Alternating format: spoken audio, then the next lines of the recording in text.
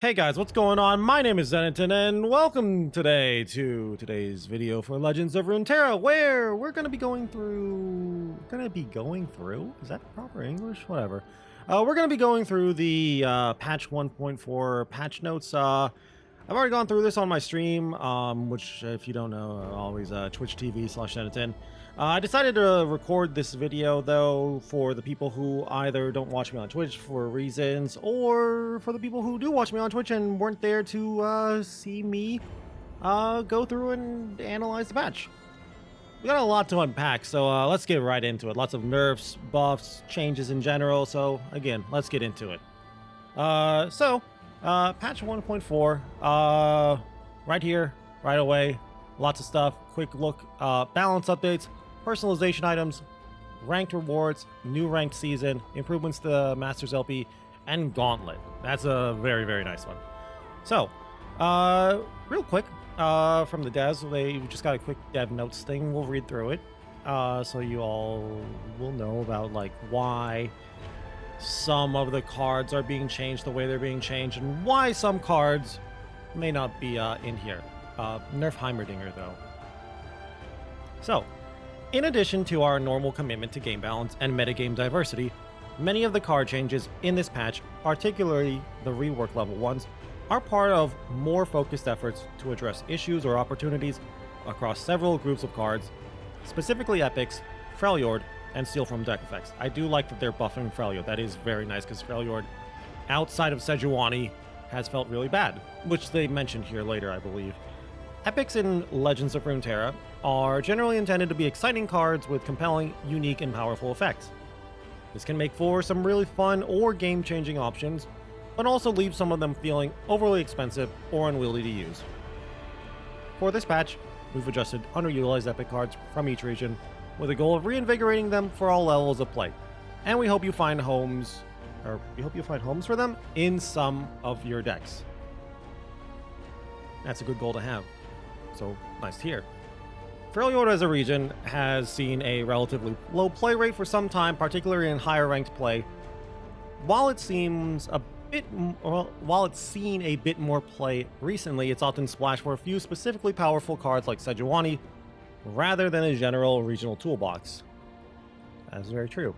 I saw some people saying how this is not a true statement because they play Sejuani. I'm like, you didn't continue reading the sentences then. We felt general champion viability and appeal was a particular culprit, and have made changes to Brom and Anivia to make them more attractive options for a wider variety of decks and help Freljord line up better with the other regions in usability. Spoiler, I really like the Brom buff and change overall. Finally, we've adjusted Bilgewater to Steal from deck mechanic to work in a more healthy way by drawing cards from the bottom of the enemy deck rather than the top. This kind of effect now also has a dedicated keyword, Nab, which reads, draw a non-champion card from the bottom of the enemy deck. I wish they called it Yoink because I like the name Yoink better, but whatever. Thank you for your continued feedback on how we can continue to improve Runeterra's gameplay, blah, blah, blah, blah. Keep talking to us and communicating, basically. So, good stuff to hear that they're all doing this. I'll be honest with you, this patch is a weaker patch, but it still hits some things that I found problematic. So, before we get into the actual card changes, we got a lot of stuff to unpack first. First off, we got Gauntlet coming up. Gauntlet should be up relatively soon, 2 days from now, which is going to be good. That's really, really nice. Because I like the concept of what they've explained of Gauntlets. So let's read real quick here what they're saying. Gauntlets are limited time competitive modes with unique deck building rules. The Gauntlet will open every Friday through Monday, so that's for the weekend, with each weekend featuring a single format from the Gauntlet rotation. Kind of similar to Hearthstone's Tavern Brawls. I believe Labs is what the other thing is they're making. That's going to be more casual, and that's probably more like the Tavern Brawls. And this is its own thing, but who knows. The first Gauntlet begins June 26th, and we'll use standard deck building rules as we test drive the underlying tech. So nothing too exciting there. I can't blame them. They don't want to do some cool, fancy, fun deck building rule thing, and then it turns out it just doesn't work and it just breaks. So makes sense. Just make a test run basically. And then the second type of Gauntlet will be Singleton. Joins the rotation on July 3rd and will challenge you to build a deck using no more than one copy of each card. I hope you like Submersibles and Pursuit of Perfection. In addition to XP based on your number of wins, everyone who takes on a particular Gauntlet format will receive a special icon, while those who make it to 7 wins will earn the exclusive Gauntlet Conqueror icon. In the future, we plan to add more exclusive rewards and improve the Gauntlet's mode overall using the tech to build our way to full-scale in-game tournaments. That's a big thumbs up for me. I love me some tournaments. I just don't like how tournaments are so slow to play through when they're always third-party stuff. So, in-game tournaments, sounds like a good time. That's a big yes from me, big smile. And here real quick, we've already seen this before. It's nothing special here. It's basically just saying how, talking about how this is basically the rank icon rewards for the end of the season, and that's pretty much it. Talking about how the ranks will be reset when the new season starts. Talking about how rank will be disabled pretty much now as this video goes up and goes back online, and rank will be back up when the patch goes out, I assume. So yeah, don't even really want to read it because we've seen this before, and I believe other articles and other stuff, so no need to read it. Now here, we can also see a spoiler here with Darius. Hello. Talking about the Masters LP update, I'll just read through this because there's a lot to unpack here. Master tier now uses an LP system rather than one based on ladder position. I'm going to be racing for that 0 LP, by the way. Up until now, Master's tier has been rank ordered by player MMR, but we realized this has some unfortunate downsides, mainly that it was unclear how much your rank could change in a single game, and losses could feel overly punishing. Now, instead of displaying your ranked order within Masters, you'll see your current Masters LP, and upon first entering Masters, you'll get an initial LP amount based on your MMR relative to other players in Masters. From there, your LP gains and losses will be determined by a combination of factors including your MMR, your opponent's MMR, and how much LP you have compared to other players in Masters. These values are centered around 20 LP, the same amount of LP gained or lost in Platinum and Diamond, and can range from a max of 25 to a min of 15. I'm glad they put maximum minimums because I have played games that have done this similar system, but they didn't have maximums and minimums, so you would see games where it's like you win the game, you gain 5 ladder points, and you lose a game, and you lose like 25 ladder points, and it was terrible. Where were we? Oh, yes. At the end of each season, Master players will reset to platform regardless of how much LP you have, so same as it currently is. Our hope is that this brings much needed clarity to the ranking process while keeping Masters tier the apex of competitive play in Runeterra. Let us know how the new system feels, and good luck making it to the top. Or if you're like me, have fun playing memes once you get into Masters because you can't fall out of Masters. Because that's what I do. Now we're going to head into probably what most of you are here for, the actual card changes. There's a lot. They kept their word. We got 20 or so, I think. I think it's exactly 20. No Heimerdinger, just a spoiler there, sadly. No Heimerdinger Vi nerfs at all, so have fun playing against Heimerdinger Vi when the patch goes live. First off, we got Darius. Not a big change here. Darius gained 1 health. He's now a 10-6 when he levels up instead of a 10-5. Not really a big buff to him. Like, sure, maybe he can attack in now and maybe survive against like a lot of 5 drops, like Radiant Guardians and stuff. But again, it's not much of a change. Darius still kind of sucks. He's just a little too simple of a card, doesn't really do anything too flashy, and not like a big oomph behind him, if that makes sense. So let's see what they're saying. We're increasing Darius's health at level 2 to make him more durable and consistent, increasing the payoff for meeting his level up condition and giving Noxus aggro decks a more appealing top-end option. There are, spoilers, quite a few Noxus buffs here, Noxus aggro buffs, so I could honestly see Darius coming back because of a few of the other buffs we'll see later on. Next up, we got Anivia. Nothing special, nothing complex here. Just a simple mana discount. She now costs 6 mana instead of 7 mana. I like Anivia. She's one of my favorite champs. I'm glad she's getting this discount. She honestly didn't feel like she costed 7, and her power level never felt like she really was a 7 mana card. I honestly could see her at 5, but that's a little much. When compared to other similar champs like Nautilus, same cost, or Karma, same level up condition, Anivia's power level and kit weren't quite matching up outside of very specific strategies, exactly like I was saying before. A cost adjustment should help her see more effective and widespread use. I wonder if that means like War Mother control might come back. War Mother controls early and mid game is a little weak. This might help shore it up. But this is not a big change anyway. It's like Anivia is still Anivia. Like, she's still the exact same thing. The 1 extra mana is nice, though. Or 1 less mana that she costs is nice. Next up, though. As you can see, yes. The other Anivia is also 6 mana. Whatever. Next up, we got Brom. Probably my favorite change in the entire patch. I already liked Brom as a card. He was he's been bad forever.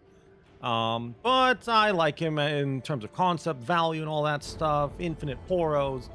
So now let's look at him. There's a lot to unpack here because he's gotten both mana increase and he's gotten a little extra text on him too. Braum used to be a 3 mana 0/5 Challenger Regenerate. He is now a 4 mana 1/5 Challenger Regenerate, and he also now has the text that says, "The first time I survive damage, summon a Mighty Poro," the 3/3 Overwhelm, if you can't remember what a Mighty Poro is. That's really good. That's like really, really good. Now, sure, you can argue like, well, yes, that's good, streamer, but he costs 1 more mana now. That's fine. Like, Freljord's 3-drop slot's not that terrible. They have Kindly Tavern Keeper, which is a decent 3-drop slot card. It's a little hard to play on curve because you want to actually get value out of the heal, so that's always a thing. But the biggest change is really that Poro. That Poro helps so much. It helps you just clog up the ground, buy some turns. The 1 power is actually really huge in my opinion. Now Braum is actually a threat. There are certain cards that just now, if they see a Braum, they're probably gonna cry. Like, good examples I can think of are what, like the Fearsome Spider, Greenglade Duo, Teemo, of course, and just other stuff. Also, Braum himself, when he levels up, he is now a 2/6 instead of a 0/7. That's really nice. A little more power behind the guy. A little more physical punch behind him. I really am hopeful Braum at least makes it into tier 2. This feels like a really powerful upgrade, powerful change.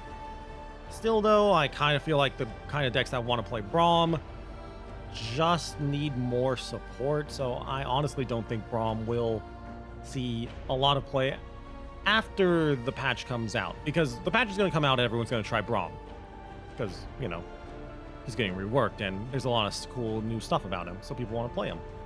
Let's see what they have to say, though. We're looking to preserve what players like about Braum's old design. Thank you, retail. While adjusting him to have healthier gameplay patterns that are also better fit for more Freljord decks. While his cost has increased, his new baseline power and access to a Mighty Poro at level 1 should make him more widely usable. Similarly, adjusting his leveled up stat boost to a more typical +1/+1 should improve his general power and ability to end games. I like it. I really like it overall. So that's a good one, Riot. I was hoping for Braum buffs. We got Braum buffs.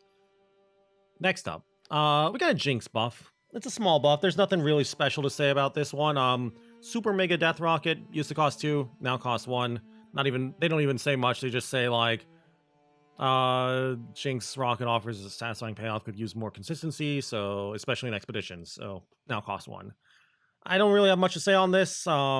Usually you could all in this Constructed. I don't play much expedition, especially with Jinx.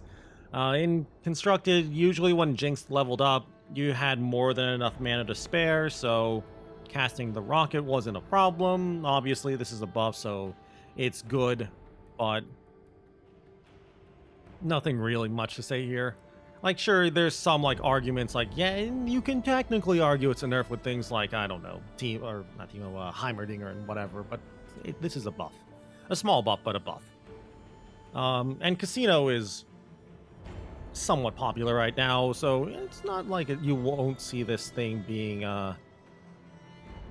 it's not like you're not going to see Jinx Rocket. You'll probably see Jinx Rocket with Casino being popular at the moment, and if Casino turns out to be a real deck. I honestly think Casino decks are at least tier 2 in terms of strength. Next up, though, that was all the champions, though. So Very sad. No nerfs to Heimerdinger. Again, like I said, everyone get ready for Veimer, Heimerdinger decks to come along. No changes to Lee's. No changes to Callista or Sejuani either. So They Who Endure is still really powerful. They Who Endure got a couple of nerfs though. We'll see them a little later on. First though, let's continue with the changed cards. First up, we got Genevieve. Genevieve, not much. Nothing complex here, just +1/+1. That's pretty good. The thing about Genevieve, though, and the deck she goes in is she's in a very contested spot. Demacia alone is already at 6 mana. You'd usually just play Cythria.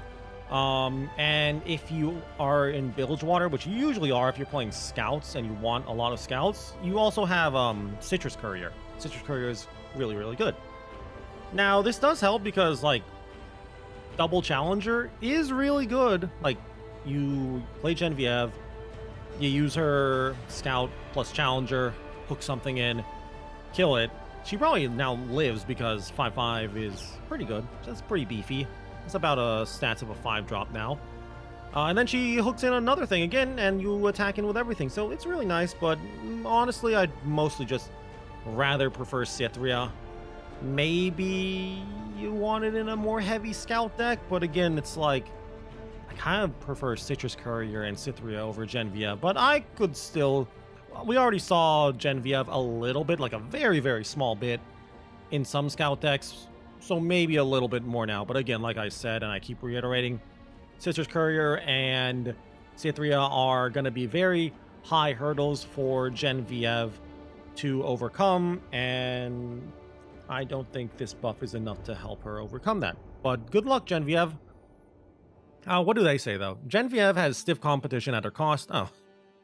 Okay, well, thank you. And we'd like her to be a more generally appealing option, so she's getting a straightforward stat boost to improve her impact.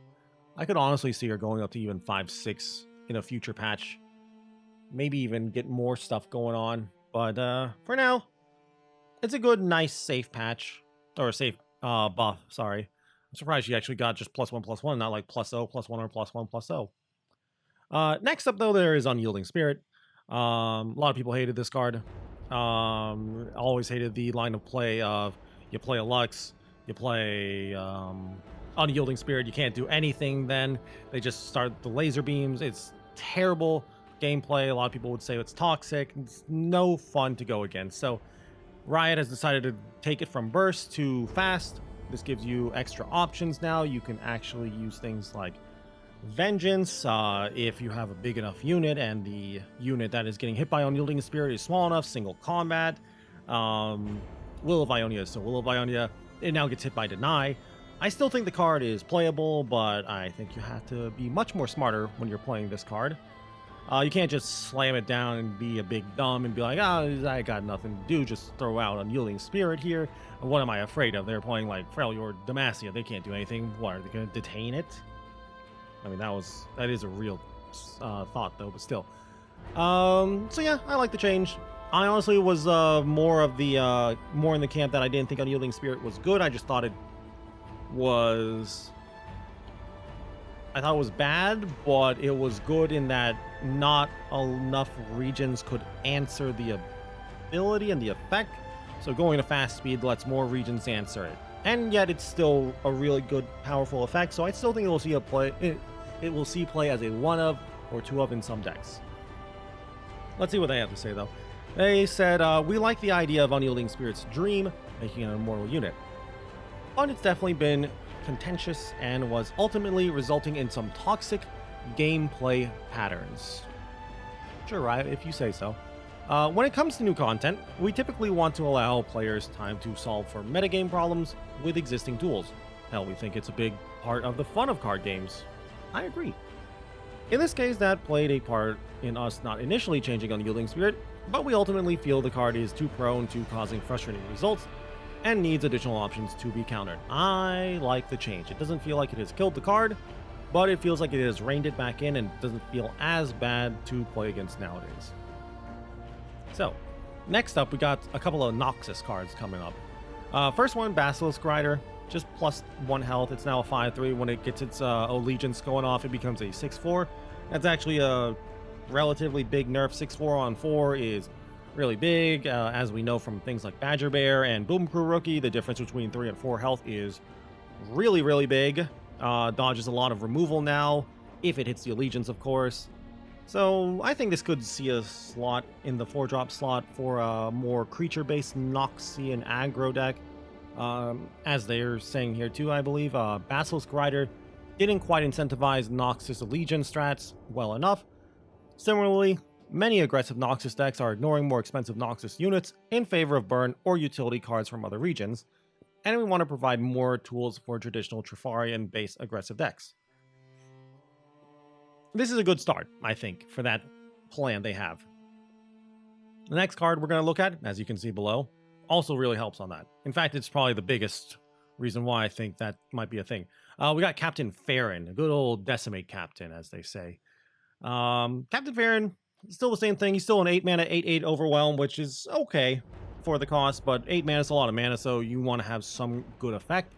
His effect's really good now. It used to be, you play Captain Ferran, all the cards in your hand would transform into Decimates. The problem is, if you're playing an aggro deck with Captain Ferran, you might not have any cards left in your hand, or you might have only like 1 card in hand for Captain Ferran. Now they've made it so when you summon Captain Ferran, you just create 3 Decimates in your hand. That's a huge change. That's insanely good now. Now, is Captain Ferran himself good and playable in an aggro deck? We'll see. Between this, Basilisk Rider, and Darius buff, maybe a more creature-based Noxus deck can live between things like Transfusion, the Crimson Gang, Noxian Fervor, Brothers Bond. There's a lot of good Noxus cards out there that I think a more heavily Noxus deck can see play with aggro, like a more of a slow kind of burn aggression kind of deck. Because Captain Ferran, that's like that. The summon ability basically just says take 12 burn damage guaranteed. You don't have to get rid of your hand, which might be holding things that help you just get that last little bit of damage in, like Mystic Shots, Get Excited, Noxian Fervors, etc. And the extra Decimates, of course, helps your opponent. It's put on a real clock because 3 Decimates, 12 damage. That's a lot of damage. Let's see what they have to say, though, real quick. Old Captain Decimate is meant to be a late game finisher against slow decks, but discarding your hand and requiring cards in hand to do anything was a bit too high variance for that role, so we've adjusted his effect to simply create Decimates in hand. Very nice. I like this next buff, by the way, because I like Poros. Nothing complex here. Aurora Borealis was 7 mana, now it's 6 mana. Let's see what they say real quick before I get too far into it. Aurora Borealis had too steep a cost for no immediate impact, I agree. So we're moving it down in cost to allow it to be used without falling so far behind. I do like that it's still a 6 mana, because now I can use it with the Mage Seekers from Demacia, and it can activate them, and Lux as well, so that's really nice. So I'm glad it got a buff, but it stayed above or at 6 mana, so that's nice. I'm going to be definitely trying out an Aurora Borealis, Lux, Mage Seeker, Brom, Poro deck.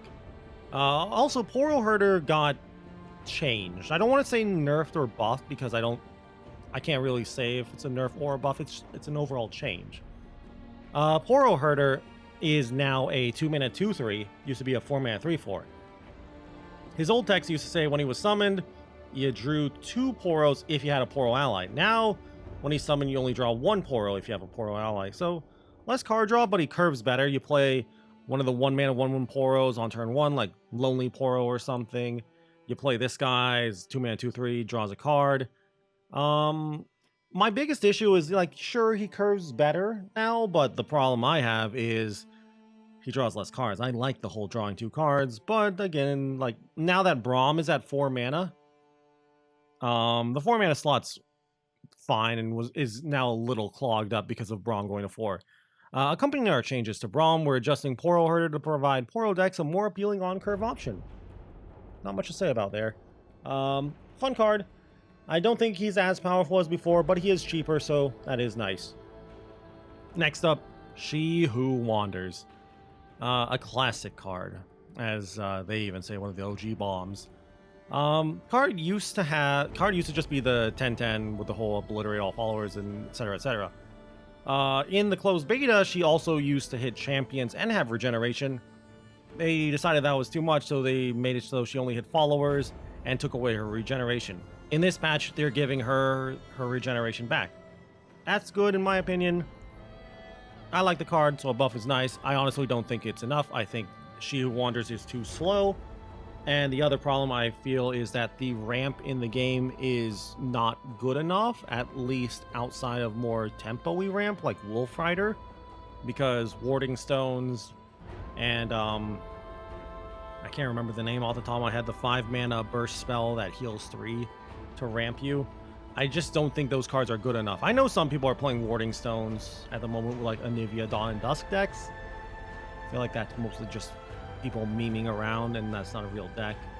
So this is still good top end, and of course it's just good to see a buff because, you know, I like the card and it's a good buff without making it too good. So yeah, maybe if the meta slows down enough, you can play the classical She Who Wanders ramp with War Mother's Call. I don't think so for this current meta. We're way too fast with things like Elusive Burn, just elusives in general, and other such aggressive decks like Plunder, Pilfer, whatever you want to call it. I really don't think we can play She Who Wanders at the moment. Now then, next up, speaking of aggression, we have They Who Endure. This nerf is whatever, really.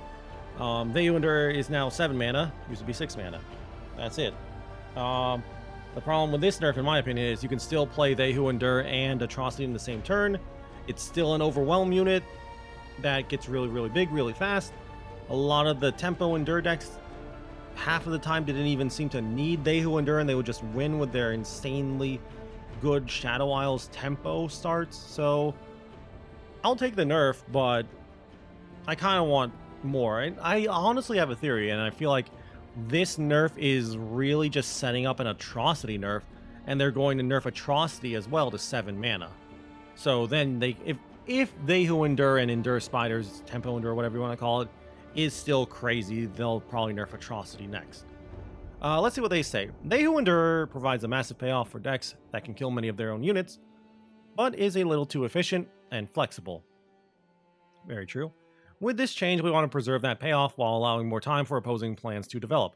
And before you say, like, well, no one ever really played, like, They Who Endure early enough that this change is going to matter. You would sometimes see people play They Who Endure on 6 if their hand is really slow and clunky, and if they had a good start and they had a lot of stuff die. I've seen They Who Endures come down on turn 6, and they were like 14/14s or something, and I was like, well, I guess I'll just lose. So it's a nerf, it's a small nerf, but it's a welcome nerf. Give me another one, please, for They Who Endure and Endure Spiders, Tempo Endure.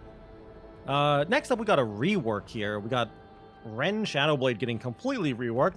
He used to be an 8 mana 6/4. He's now a 4 mana 3/3. His old text used to say, when the enemy summons a follower, granted Ephemeral.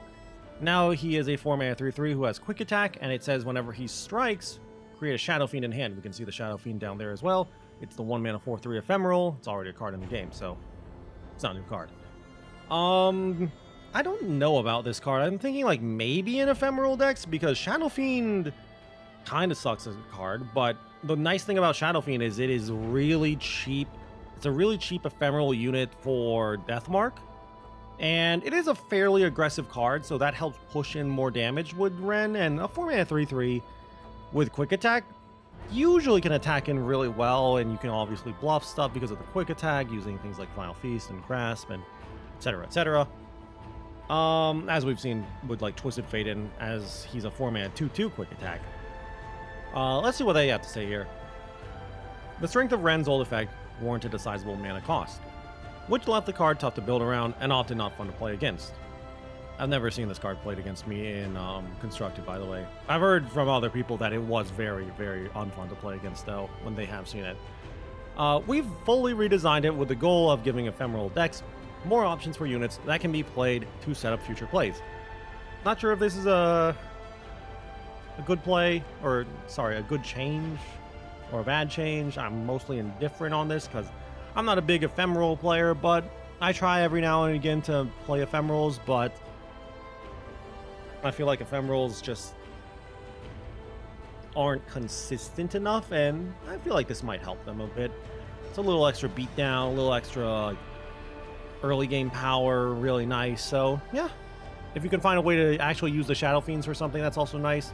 Helps level up Hecarims, I guess, by giving you more ephemerals to attack in with. So honestly, I think it's more playable and constructed than he was before. So good to see it, Ren.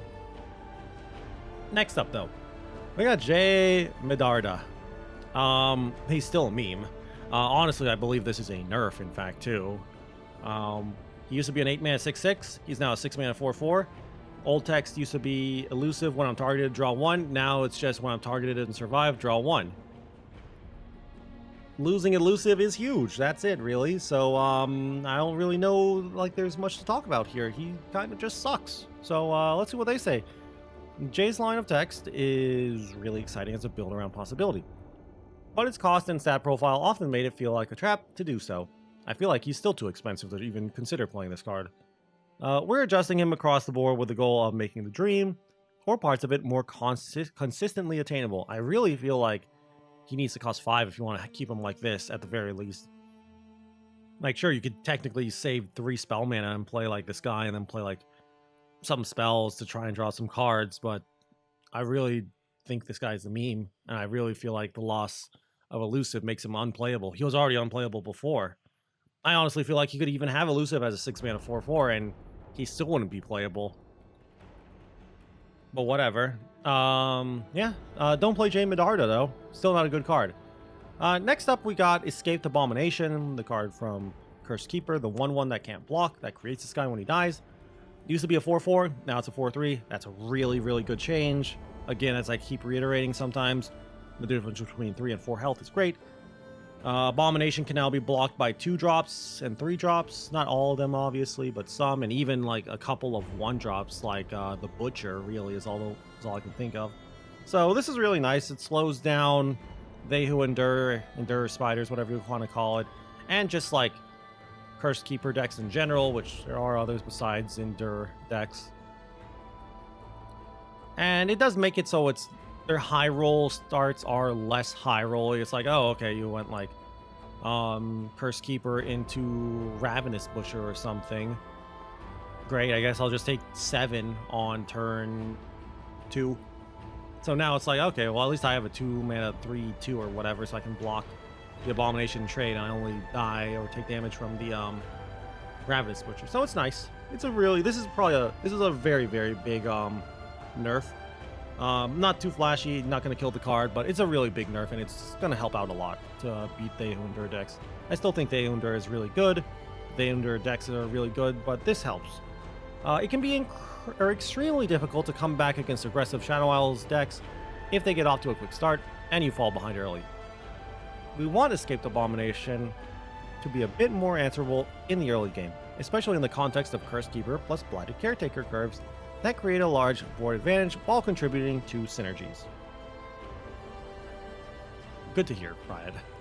I feel like you did a good job with this nerf. Next up, the Harrowing. Not much to talk about here. Still a powerful card, still exactly the same. It just costs 9 mana now. We've seen the Harrowing played as a 3-of sometimes in some metas, back in the Shadow Isles mid-meta as a finisher.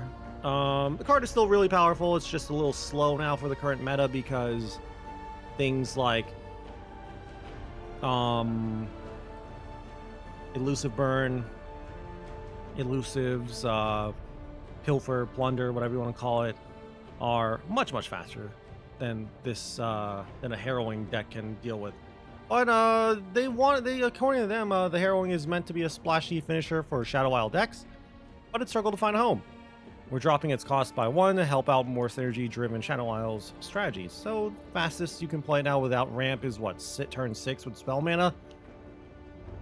That's okay, I guess, but like, it's still a slow speed spell that is really hard to do. The biggest thing though is that you can now hold up Deny with it and other 4-mana spells, so that's actually a little big.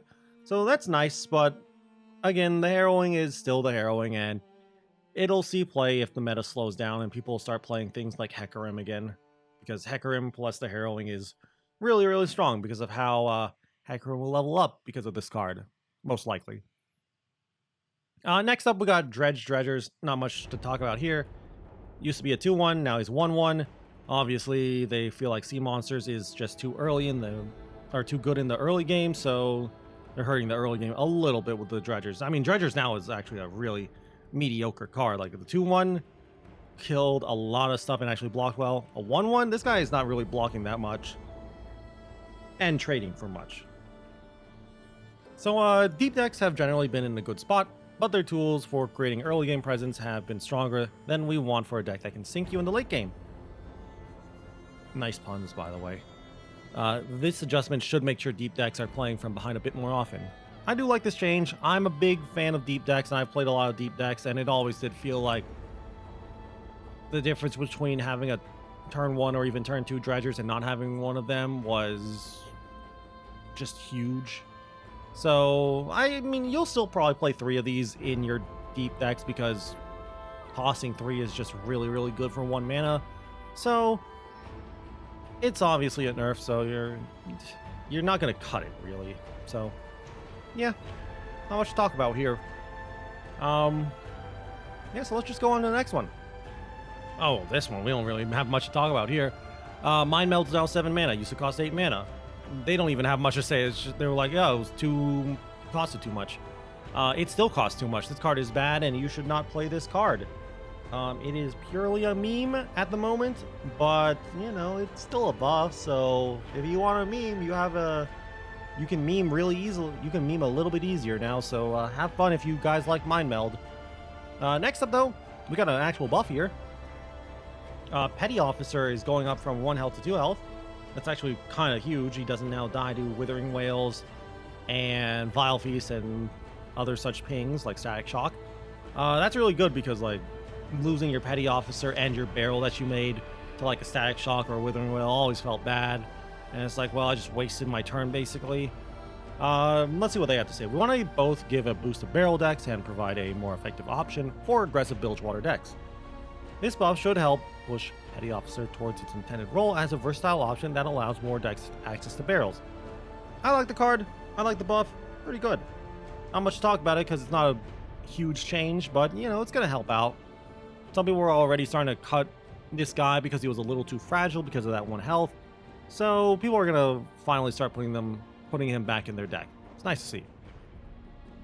Next up, we got a lot to talk about here with the whole Yoink, or as it's called now, Nab mechanic.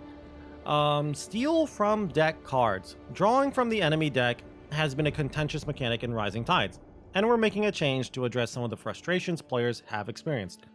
First, let's call the effect by its new keyword name, Nab. I wish they called it Yoink because that sounds more fun, but whatever. Which has the important difference versus prior functionality of drawing from the bottom of the enemy deck rather than top. Previously, these effects caused unintentionally sharp matchups with any deck looking to manipulate the top of their deck, particularly for your deck buff strategies. Now we can play Omen Hawks and Pilfered Goods. Sorry. Spoils? That's the card. Omen Hawk and Spoils, without being sad. We also understand that it can feel particularly frustrating to have the card you were about to draw used against you, regardless of there being no general statistical difference in drawing from the bottom. That is true, except for the next paragraph. As a minor note, this change will also prevent nab effects from filtering your opponents closer to drawing their champions. And that was a thing I actually hadn't thought about before, but sometimes it did feel bad to just draw champion into champion into champion when they were all the same champion, and you're like, well, this champion I'm playing has a bad champ spell or something. While this could be an interesting trade-off, it wasn't an explicit design goal for the mechanic, and we think it's worth losing in the name of overall improvement. While keeping a close eye on the impact of these changes will be keeping a close eye on the impact of these changes. English is hard. And are open to making further adjustments as necessary. I really, really hope that when a card gets played that was stolen from your deck, it actually shows it was stolen from your deck. Like, I don't know how they would write it in-game or make it shown in-game, but it would say, like, when you look over the card, it was like, this card originated from your deck or something. This card was stolen from Pilfered Goods, or nabbed by Pilfered Goods, or whatever. Let's continue here. Effects that draw from the enemy deck now draw from the bottom of the enemy deck rather than the top. That's nice. Slight nerf. New keyword implemented, nab. We already know that. It says draw a non-champ from the bottom of the enemy deck. Also, they've reworked they've nerfed Black Market Merchant. He is now a 2-1. That's good. He is now a little more fragile, so he doesn't stick around. He was probably the most problematic card of the whole plunder, pilfer, whatever you want to call it decks, nab decks nowadays. And a little hard to kill. Sure, he's only a 2 health unit, but having to use removal on him kind of always felt bad. So now you can use like smaller, cheaper removal like Vile Feast and Sack Shocks and stuff to kill him. That's nice. So it's a good nerf. Still kind of wish Pilfered Goods was either fast or bring mana, but who knows? We'll see. Also, Yordle Grifter, he didn't get changed at all. He's just here to show off his text now. It just says Allegiance Nab 1 instead of the old text. Let's see what they said real quick about Black Market Merchant.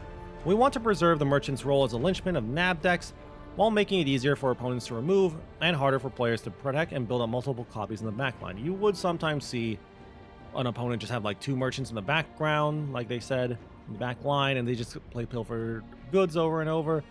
Especially in like nab mirrors where it's like you play a Black Market Merchant, steal a Black Market Merchant, play the Black Market Merchant, play a Pilfered Goods, play Pilfered Goods, play Pilfered Goods. And yes, that was an uncommon thing, but it happened not extremely rarely. It was a very uncommon thing, but it happened enough that it wasn't that uncommon.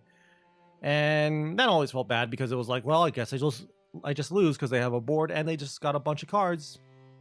So yeah, I like the change. Doesn't completely kill the mechanic. And fairly safe patch. Next up, we got card text consistency. Not much here. Just reworking the English and the grammar on some cards, such as like swapping next round to next round start, fleeting, I see, create, shuffle, enemies versus the enemy nexus, so on and so forth. So that's all of the card changes and reworks and buffs and nerfs and whatever.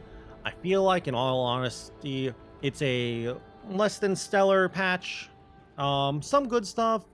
Some stuff is missing that I'm just confused about, like Heimerdinger Vi. I'm wondering why that didn't get touched at all. Like, Deep got nerfed, and it was good, but it wasn't as good as something like Heimerdinger Vi or even They Who Endure. And They Who Endure got nerfed too, which is nice. But Heimerdinger Vi was able to somehow dodge this entire patch, and none of its cards got nerfed, which honestly surprised me that nothing got nerfed. Like, Heimerdinger didn't get nerfed. Maybe what is happening is they're working on a really big nerf for Heimerdinger Vi, and they want to see like how it works out with this patch, and they're trying to get the numbers correctly because Heimerdinger is a somewhat complex card. Next up, though, let's keep looking at the patch notes. There's still more we can talk about, mostly just like some personalization stuff, cosmetic stuff. We got a Lee Sin board. Looks pretty cool. I'm going to stick with my Jinx waifu board. Thank you, though, Rito. Now this, though, we got Von Yip. This is a pretty cute Guardian. Look at that. Look at that cutie. Look at that little kitty with the laser light, chasing that laser light around. I love it. I might be buying it. It's pretty cute. Go buy it. It is very cute. Also, we got 3 new card backs. We got a Lee Sin card back, a Fizz card back, and Misfortune card back. I know a lot of people are liking the Misfortune card back. A lot of people might be buying waifu Misfortune because she's a cutie. Also, 3 new emotes. We got a Fizz emote, a Cytherea emote, and a Vi emote. All very nice. That Fizz emote, very smug. Very like, oops, did I do that kind of emote? I'm liking it. Also, there's going to be a Leasing Bundle with the Leasing board and the card back as we've seen above, along with an Leasing icon as we can see from here, for what, 1332 coins. That's around 13 USD. It's pretty nice. I'm not gonna buy it because like Lee Sin's not waifu, but you know, some people probably like Lee Sin, so we'll have fun. Also, we got more expedition changes. I don't really like going through these because I don't really play expedition, so I can't give a real opinion on this. Looking through this real quick. They're just like tweaking some cards to help out some archetypes that seem to be struggling. So yeah, it's nice. And a little bit of they're also capping the bonus capsules in the weekly vault at 25 now. I'm not gonna read the entire thing, but they give you a short what's the word I'm looking for here? Summary? Yeah, short summary. Basically, it's botting. If you haven't been keeping up with it, some people have been creating bots and getting to like over 99, like 99-ish bonus capsules per week, and it was obviously they were botting. It was obvious they were botting because you could only get like that many capsules if you were playing like 22 hours a day for all 7 days. And yeah, also a lot of bots got banned, so you know, don't bot, please. And then nothing else, like some miscellaneous stuff like Teemo level up. Yeah, level up effects are polished. Hooray.